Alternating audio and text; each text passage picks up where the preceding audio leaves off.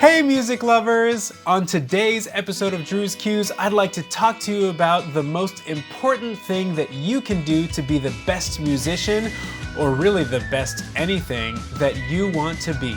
And that is to practice. But more than that, to practice efficiently and to practice with purpose. Here we go!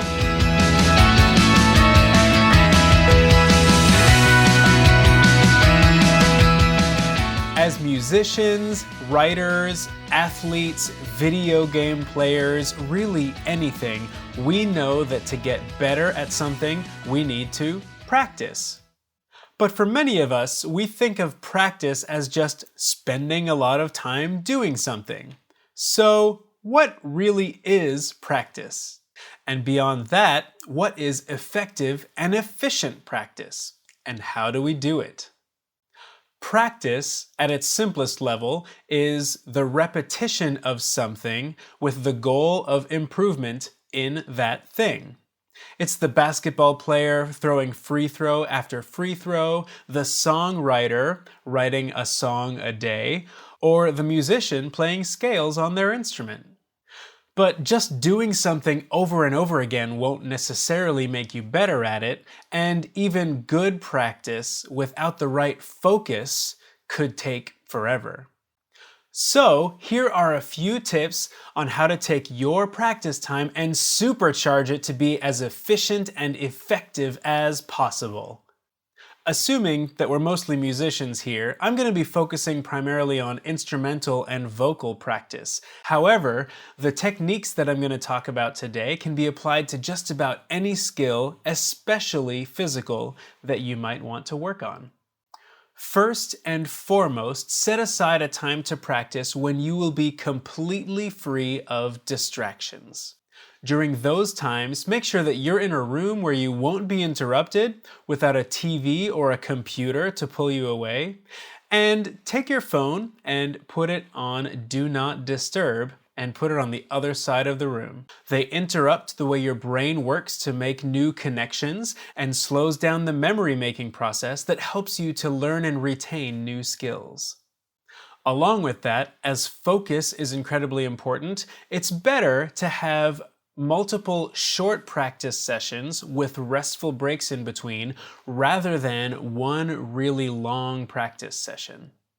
Fatigue causes us to lose focus and allows our minds to wander, having the same effect on our practice as that of being distracted from our session by something external.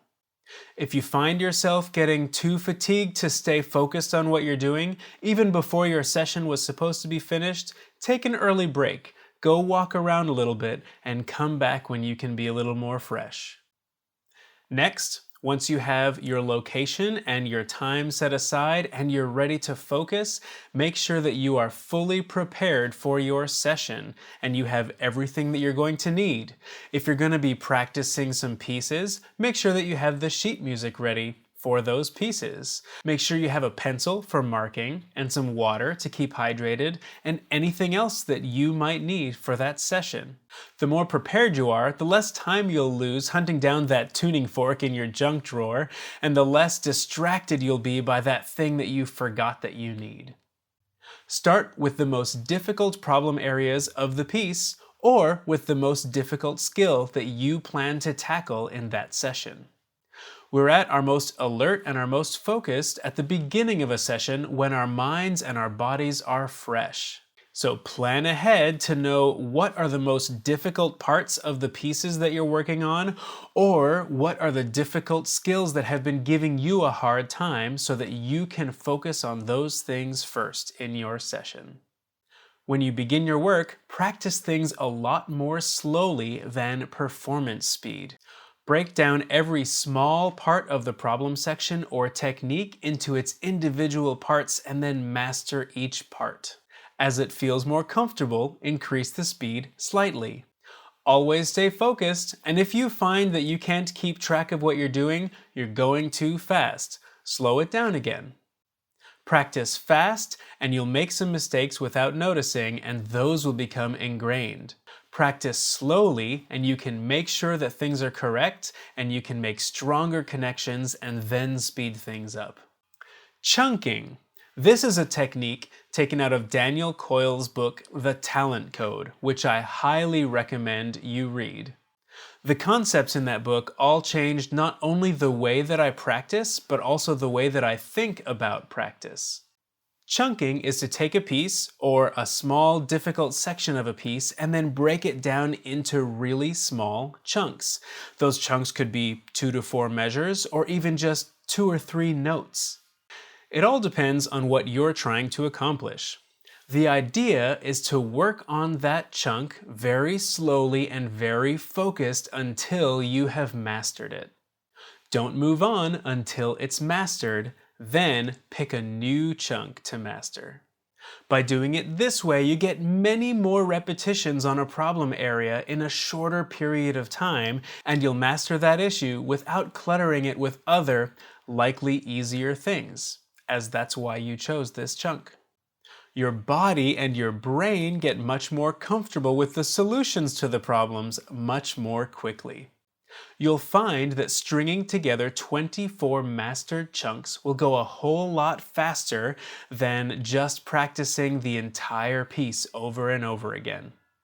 Also, by practicing smaller chunks, you'll find that some of those chunks become building blocks for other parts of the song, and by mastering those small chunks once, you've mastered them 3 or 4 times for different parts of the piece.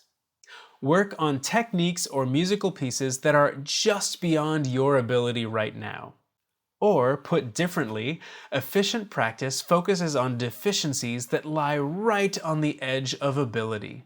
If you practice things you've already mastered and just keep repeating them, you won't find much improvement and you'll be discouraged by what feels like a waste of practice. If you practice things that are far beyond your current ability, you will struggle far more than you will succeed. You'll be discouraged by the lack of success and you'll feel like it was a waste of practice. Instead, try to pick music that is just one level beyond what you know you can do now, or pick a new technique to learn that you know is just a little bit harder than what you are currently capable of. Focused, slow practice on those things will yield faster results and noticeable improvement and progress. That improvement and progress is reward enough, but the confidence that comes with that success is invaluable.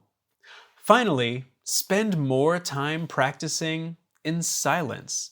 Practice things inside your brain.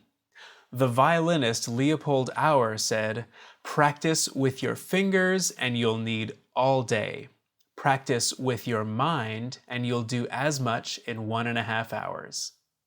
There have been many studies that have shown that once a person knows how to do something, practicing that thing in their mind with just as much focus as if they were practicing it for real can be as effective or even more effective than actually physically doing that thing.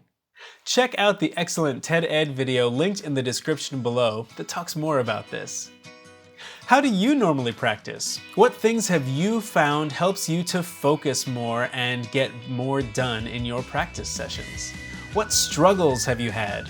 Let me know in the comments down below. If you enjoyed today's content and you'd like more of it, don't forget to like this video, subscribe to the channel, and ring the bell so that you do not miss anything. Thanks for watching!